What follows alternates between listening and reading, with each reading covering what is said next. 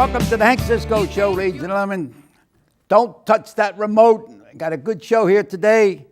We're going to talk about music. You know, music is good. It's good for your heart. And we're going to talk about a little bit about football. And I got my guest here today. He's a former award-winning columnist for the Times Herald, former Times Herald reporter, managing editor, and he won quite a few awards on doing stories. Now, some stories I didn't, I wanted to hit him in a belly, but that's what a writer is supposed to do. He's supposed to get me mad and then make me think. So that's what kind of writer he is. And he's not like a moosh, like he hits things. And he's very knowledgeable as far as football. I think his father used to take him to the game when he was just a little bit of a guy. So we're going to put all these things together, and say, well, what's new? The history we haven't read. And that's why I like to talk to guys that have been around the corner and also the veterans. I'm putting a lot of emphasis on veterans from here on in to the end of the year. There's a lot going on. Yesterday, today, and tomorrow. Now, my guest, Gordon Glantz, weighing 191 pounds from Bluebell, Pennsylvania. Okay, Rock. Now, first we're going to talk about music. Okay. What do you know about music?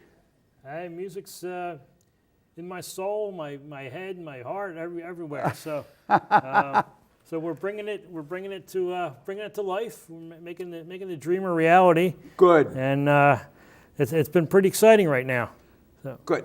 Now, what you started in music. You had a little band, right? And now you start writing music, and you did what do they call this? A CD. A CD. Right. Okay. You got a CD, and it's called. What it's called? Well, the name of the group is Springhouse Revival, and the name of the CD is Return to Nothing. It returned to nothing. Return to Nothing. I don't know, Rock. I don't know what to tell you about that one. But okay, now, where are you returning from? Where were you when you? Hey, that's open to interpretation. That's the beauty of it. Well, all right. Well, tell me something about it. The music. The music, sure. This is we've taken myself and my songwriting partner, Terry Camilleri. What's her name? Terry Camilleri. A paisano. She's Italian? No. No? Well, where'd you get the Italian name? Married name. American? Yeah. That's her. Which, an Indian? No. Oh. That's her. That's her married name. It's married name. Anyway. All right. We drew from a vast positive influences from Bob Dylan and Bruce Springsteen, who are my strongest lyrical influences, to a lot of folk rock from the 60s and 70s, and the really good stuff that was important to us, and it's all here. I mean, it's been out. We released it end of September, and we've gotten a lot of positive feedback from people. Yes. People have downloaded it online, on iTunes, on Spotify, and people have gone out of their way to seek me out and seek her out and tell us how much they've enjoyed right. it. And the really fun part of it, the cool thing, is that everybody likes different songs. Singing in it? They're singing in it, yeah, absolutely. Because I write the lyrics, so there better be singing in it, because that's the words. Where do you come up with? How do you get the ideas on the lyrics? I've been writing lyrics since 1981, 82, keeping notebooks ever since I was in high school of song lyrics. So, this is kind of like the best lyrics I've been writing since. Did you ever play any instruments? What instruments did you play? I played a little guitar. Well, why didn't you bring it? Because I'm not very good anymore. Yeah, Terry plays guitar also, and she sings on here, but we used a lot of studio musicians, some of the best studio musicians around in the Philadelphia area to play on this. So and we recorded it right around the corner in East Norton at Morningstar Studios. So it's the production quality on this is excellent. It sounds very professional. Well, I know the Greco-Roman restaurant up in Jeffersonville has them on sale. Right. And Sinorama at Norristown there at at the corner of Johnson Highway And Cole's Market Street. Custom Framing in Conshohocken as well. Oh yeah. On Fayette That's Street. where he writes books about the Northtown, Bridgeport, Conshohocken, Fingsville. Great guy, and So- he's a member of the Manjuni Society. Yep, and they're selling copies of this as well. It's $10. You can also get them online if you want to just download it right into your iTunes player. And I would say, everybody who's heard it likes it. So Well, that's all that counts. and the cool I thing, was the second guy to buy one. you were Right. You were, and the cool thing, Rock, is that everybody I What? talk to likes I likes don't a know. different song, How about so- singing "Oh Sole Mio"? How about you got one like that? No. No. Okay. You got something to look forward to. Okay. Now we go from music to football. Now, Philadelphia Eagles. What do you think? Well, as of the taping of this show, they're 4-1. I don't know when the show's going to air, so they may be whatever. But right now they're 4-1, and nobody's happy, Well, because they haven't looked great. In certain games, but 4-1 still 4-1, and you rather win than lose. I've been on the other end as an Eagles fan of losing games where you have a moral victory. I'd rather have the victory and have a hollow feeling. It was walking out of that stadium against the Rams where they hung on to it for 34-28. It felt like a loss. Well, then the week before they lost in the last minutes, so they lost. But you got to give the other team credit for playing a good game and stopping them. No? I don't think that way. I'm beyond that. Well, I'm beyond that at this point because I have what I call a sports bucket list. These are things I need to see before I can't see them anymore. Number one, probably one, two, 3, and 4 before I even get to number 5 is the Eagles winning a Super Bowl. So I don't have time to worry about other teams and them playing well or anything. I need a Super Bowl victory soon. And then the other things, I like to see Temple, my alma mater, beat Penn State in football once. They don't need to beat them a bunch of times, just once. And I like to see the Flyers win another Stanley Cup. Now, those are my top 3. But far and away, the Eagles are the only Philadelphia team that hasn't won a championship in my lifetime. So that's what I got. Super Bowl? They've been there twice, but they lost. And they won a championship in 1960, but I wasn't born yet. They yet. played in New Orleans, and my friend John Fitch was a bodyguard and right-hand man, former Philadelphia policeman. He was with Leonard Toews. Right. And he has a Super Bowl ring when they played down there. They lost, but he got a ring. They lost. And he didn't tackle anybody. He didn't catch any passes. Maybe he should have. They could have All used right, him. let me tell you about this quarterback we got. Right. What's the problem? Well, Today they said he's still a kid. he is still a kid. But what's the difference? When I was in New York and I had the top manager and top trainer, Rocky Marciano, trainer, and I'm fighting this guy and I'm hitting him, boom, with uppercuts. I'm catching him uppercuts. And I come back to the corner and I says, you think I ought to start throwing the left hook? He says, as long as you keep hitting that punch, keep it up until he wises up, okay? So this guy's winning. What's the difference how you win as long as you win? Well, he could play a little better, but he's in a tough spot because last year he was almost perfect.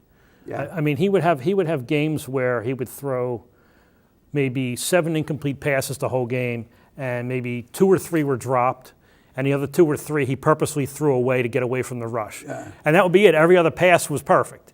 And that's almost impossible to keep doing. So now, say he throws 10 incompletions, a couple are dropped, and a couple he purposely threw away, and you still have 5 or 6 others to account for. He's got to account for all of that's almost impossible for any quarterback to account for the 5 or 6 that got away. But he's just in that spot because everybody expects perfection from him this year. He could get better. He's missed some throws. I think he'll keep working at it. He might be pressing a little too hard. But here's what I think it is. The Eagles' offense last year was like a well-oiled machine, and he knew how to operate that well-oiled machine. Yeah. Now it's not a well-oiled machine, and he's not able to operate it himself. He needs, so But that's don't forget, kind of he's had some injuries. I mean, that whole line was hurt. he's had a banged up It's like line. you giddy up, whoa, come back. Giddy up, whoa, come back. This guy gets hurt. You put another guy in there, and it isn't like boxing. You do everything yourself. Right. But here, you go in there. This guy over, he got to do this. The other guy he got 11 guys on the team. Football's the ultimate team game. I mean, if there's one weak spot, the other team will hit it. And Well, have a couple weak spots. Let me tell you, I think he did better than Vic with all right. He runs this offense better than Vic did. Right. He didn't come in with no fanfare. Right. So he's learning, okay? So he learned on the job, and he's doing a pretty good job. He's winning. And he's winning. The Eagles have, as of the taping of this show, I believe they've won 10 of their last 12 regular season games, or 11 of their last 13 or 14 regular season games. So, not counting the playoff game. And I think they've won a lot of their last home games, not counting the playoff games. So, We know any sport that you're in, I don't care if it's baseball, football, boxing, tennis, or anything. Newt Rockne had the Irish from Notre Dame. They asked him one day, what do you look for for a player? Do you look for a guy that's smart, quarterback that can do it? Are you looking for a guy that can hit that line? Are you looking for a guy that can catch? He says, I'm looking for a guy that has the desire to play. If you don't have the desire to play, you're not going to win. So this kid has a desire, although, he's still a young guy, a little on the frail side. Same thing with me. When I was boxing, I wasn't muscular. And when we go in to weigh in New York, the guy would look at me, I'm a little guy. But he found out later that the right hand hit him. You know what I mean? So appearance is not really everything. Ted Williams, they called him a broomstick or something, right? Right. No power. But he got the home runs. So I think this kid will develop or put some more weight on. He's got the height, which Vic didn't have, right? Right. No, Vic used to have a lot of passes batted down. I have nothing against Michael Vick, but it was time to move on to the next quarterback, and I think he'll be fine. I think he'll keep working at it, and they have other concerns because they can fix their offensive problems. Their concerns on defense they're not going to fix until they get new people in, which wouldn't be till next year. So. Well, don't forget about next year. You got to worry about this year. But now, all right, I'm not an expert on football, but I can't understand this holding. A guy grabs a guy by the shirt, and he's holding, and yet when the guy's running with the ball and they get him by the shirt and bring him down, it's not a violation. This is football. I think it was Tommy Harmon played for Michigan, and he had a shirt, but it was made of material that you would grab it and it would rip, and you'd have the shirt in your hand, and he'd be running. Yeah. So maybe that's what they should do. But I don't think that should be a violation. I think when a guy's running, he wants to hold him, wants to clip him, wants to do that. Shouldn't be a violation. It's football. But yet, it's not a violation if the guy's running with the ball. You can get him by other than you don't get the horse collar. Well, if you have the ball in your possession, they can do anything they want to tackle you. But if you don't have, there's certain rules for blocking and things like that. It's just like in boxing. You get a bad referee. The guys get inside, and he'll break you. Get in there and break him. He's interfering with the fight. And all of a sudden, flag. Guy grabbed him by the shirt, pulled him. Flag, get out of here. There's flag. guys who We're over playing officiate. football. The Eagles game in San Francisco, there was 1 million penalties, and every time you see that crew, this guy Ed Hockley, who's real muscular, like a boxer, I think he thinks people watching at home like to see his muscles, so he can, when he calls the penalties, because every time his crew works a game, there's going to be ticky-tack penalties the whole game. But so I see him and I shudder. Either way, whether the calls go against the Eagles or for the Eagles. So. Now, there should be some changes. If you were commissioner, what would you change for the benefit of the game? Oh, for the benefit of the game, well, there's a lot of talk about safety with head injuries and players. And all right, what about head injuries? Well, the head injuries, look, they used to play football with no helmets. Then they played with leather helmets. Then they played with helmets with no face guard. Then they played with helmets with just a little face guard. And then they, so it's evolved. But the player, don't you think that would break a neck? Guys hitting. Well, the thing is, the way people tackle now, it isn't really they lead head And first. the turf, you can run faster on turf. So the guy's going 60 miles an But really, hour. the players are so much bigger and stronger and faster now. It's like being hit by a car sometimes. Yeah. I mean, when you're getting hit, these guys are just. They run the 40 in 4.3 seconds, and they're over 200 pounds, and they're you just see they're out of their jerseys, their muscles are out like this, and they come running into you. Yeah. It's a jolt. So I don't know how you legislate that, but one thing the league could do, and a football player, Arian Foster for the Houston Texans, just came out with this, which I've been saying for a long time, but he has more of a voice than I do. The NFL plays these Thursday night games. They're absolute abomination to play football on Thursday night when a team just played on Sunday night. 3 days isn't enough time for a body to recover from a football game. Yeah. Just what I just talked about with guys being that big and strong and physical. 3 days later, you expect them to play again on a Thursday night. The Thursday night games aren't very well played. More guys get hurt on Thursday night. The players don't want it. The fans don't want to see it. The only people who want to see it is the NFL because they make more money out of it, whether it's another big TV night. Yeah. So, that's one thing. There shouldn't be a Thursday night game unless that team has a bye week, because there are bye weeks. Like the Eagles Give have a little rest period. Right. So if the team had a bye week and then it can come back around, miss that Sunday with the bye week and play on Thursday, that's fine. If not, you should never have to play a game on 3 days rest, period. So that's one thing I like to see the league change immediately. If they're serious about player Head safety injuries, and not just lip service, don't make teams play on Thursday night on 3 days rest. I saw one a couple weeks ago. Notre Dame was playing, and this guy ran into him with his head, hit him right here, hit him with his head, and he was thrown out of the game. Out. They're trying to watch the helmet hits, Head to head. Head to head. Sometimes they call it, sometimes they don't. Sometimes the guy can't help it. They're trying. It's tough, but some of the things can't be helped out there, but I think certain things can be, and it's a work in progress. But I hear people saying, "Well, ban football and things like that."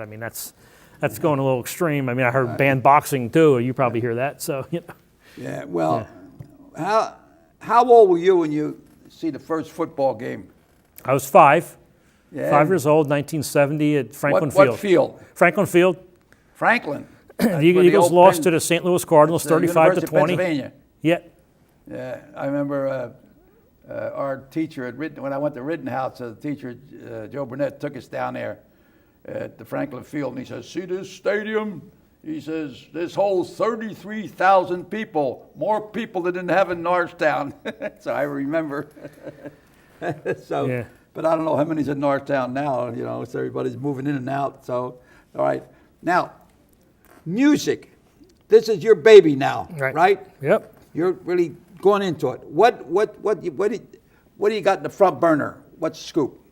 Well, we want to push this out as much as we can, get it in people's hands, get them listening to it. We feel confident in the product.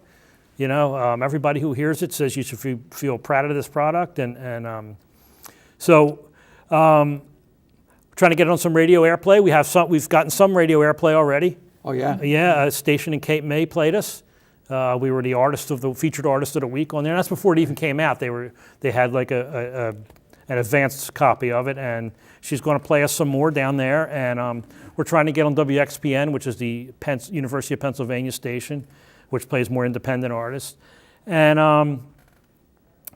we have some other tricks up our sleeve. Maybe we can get into a movie or a TV put show. the radio and go around and have it play the music around town. Then we would annoy people. I don't know if do we want to that? annoy people. I don't know. Don't they let you do that? And we're also doing some launch parties, launch events, they call them. We're having one at Coffee Talk on West Marshall Street on October 25th. That's a Saturday afternoon at 3 o'clock. Where? Coffee Talk. Where? Oh, yeah, on Marshall Street. On Marshall Street, Yeah, yep. right. 3 o'clock, $10 cover charge. Terry, my songwriting partner, will have her guitar there and be playing some acoustic versions of some of these songs. And then we'll have another one at Greco-Roman. That's on November 9th. Now, November the 9th. Now, be careful now. That's my birthday. November the 9th, I'll be 91 years old, baby. Right.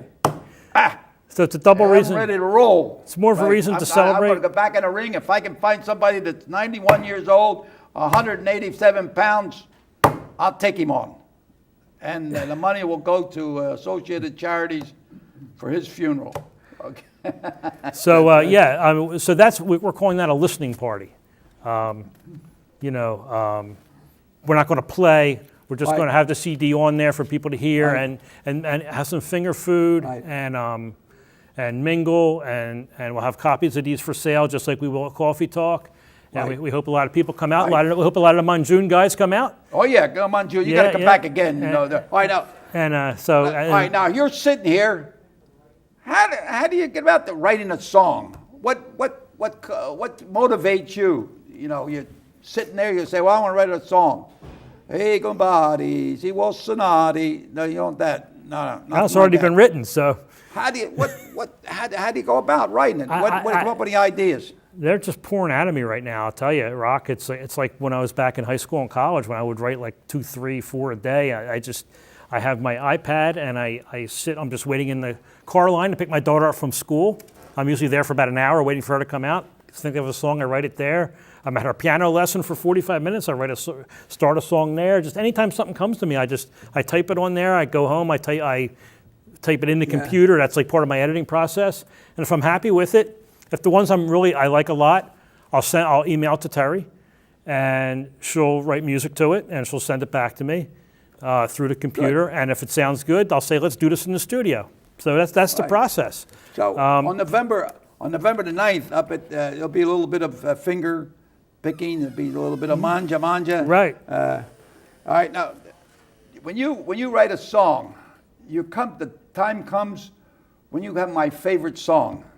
What's your favorite song that you wrote, and what inspired you to write it? Was it about your family or your whatever, your wife, your baby, your daughter? Well, they're all these songs are kind of like your creation, or like all your children. So do you have a favorite child? You know, it's hard to say what's your favorite. I know the great thing about Sophia. Yeah, I don't have a song about Sophia on here, but no, you have the song about Sophia? Not on here. Hey, what's the matter with you? You try to go with a theme of songs that kind of fit together. How about Frank Sinatra? He just wrote a song about Nancy. Yeah. Why can't you write about Sophie? My sister-in-law was. I didn't say Sophie. I haven't written one. I just said she was half Jewish, and you know. And I didn't say Jewish, it's not on here. Italian. That's like gasoline and matches. The thing I want to mention, a couple of these songs. Everybody who's heard this has really liked it, but people have what's been cool is everybody's liked different songs. What's your favorite? So, but one song everybody seems to like is the first song, which is called "You Won Me at Hello, Bye Goodbye." It's the first song. Yeah. So, I'm obviously very proud of that. We worked very hard on it. It was even though it's first, it was the last song we recorded. You won me at hello, bye, goodbye. Yeah. That sounded like double talk. It kind of is double talk in a way. Huh? It's saying the line in the song is "You won me at hello, you lost me by goodbye." I'll get it by the plan for turn. Yeah. I mean, so that song, the third song, "Praying Kind," is an important song. It's a slower song. It features on cello Linda Ronstadt's nephew. "Tell Me Why" is a song about the Holocaust that I actually wrote when I was in college. Right. That's toward the end of the CD. Yeah. But really, I mean, I feel I like a lot of these songs. They all have a different feel. They all kind of fit together nicely. People are a little surprised they're not political, because I'm a political guy, as you know. It's more social than political, about how people relate to each other or how people fail to relate to each other, and kind of and don't connect. It's more about the social disconnect than it is about political differences or things like that. So that's kind of the common theme here with these songs. People who kind of feel a little isolated, who are trying to connect that social disconnect, and some are succeeding, some are failing. The characters that I create in the songs. And it's kind of opened up a whole new world. I stopped doing it for a long time because I kind of felt like, what's the point? I'm going off my life, and it's not. But now, I mean, it is at the top of my priority list, and I'm writing songs every day, Rock. And well, I think the time comes we start singing and playing patriotic songs. We got to get back to it. I mean, you look at some of these old movies, black and white movies, how patriotic during the war, and everybody, do this, do that. and that's we're losing that, you know. And I saw this morning on TV, two guys were singing hillbilly music, and it's something about, I don't know the words, but I know he was saying that you are a tourist and you want to kill me. Well, I'll tell you, you're gonna be looking down the barrel of a Remington, Remington, and you threatened me before. You want to kill me, but you're going to be looking at that. I mean, it's let them know that we're not the little mushy mush, I don't know. We're a powerful country. I think we should song. You're not going to find much of that here, but it's like James Cagney when he was singing that song there, Yankee Doodle Dandy. It inspires you to do it. Now we hear, hey, boopity beep, boop, boop, beep. Got nothing. I don't want to hear that. I want a nice, go ahead. Well, I guess if I can sum up one word with what I think a lot of these songs are about, it's about redemption or the quest for redemption, which I think is an important... Wait, run that by me again. Redemption. Yeah. Redemption. Not revenge, not getting revenge, not getting the last laugh, just redemption, because I think redemption, different from those things, is a lot of healing of your own soul at the same time. So a lot of these songs are about the process of redemption, the quest for redemption. Wait. They're mostly what? The quest for redemption. Hey, Rock, I went to 8th grade and then I went to community college. Well, what does redemption mean? Perception? Redemption. REDEMPITI. I know what reception is. Redemption. Now, right. Tell me what it is. All right, we'll move on. All right. Yeah. What is it? It's used a lot in Catholicism. You should know what redemption means. I'm a politician. Catholicism. I drove politicians home drunk when I was a cop. But what is it? Don't let me close the show without knowing what it is. Look it up in the dictionary. We'll talk about it next show. Oh, all right, next show. I'll spell it for you because I don't think you're hearing me right. All right, and I'm going to talk about you football players. Stop beating up on your wife and kids, okay? Play football and be a good, solid American. Take care of your family. One thing we're going to be playing as we head out here, I think... They're going to play some music in the background? Okay, we'll close it with that. So, ladies and gentlemen, thanks a lot for allowing us to come into your room, your bedroom, the toilet, wherever you're at, okay? So, until we meet again, keep bobbing and weaving, keep your trunks off the canvas, and here we go. Gordon Glantz, my man, okay. May God bless each and every one. Thank you. Ala salud, meet your health. Come on, baby. Up we go. Woke up this morning seeing red. Caught my reflection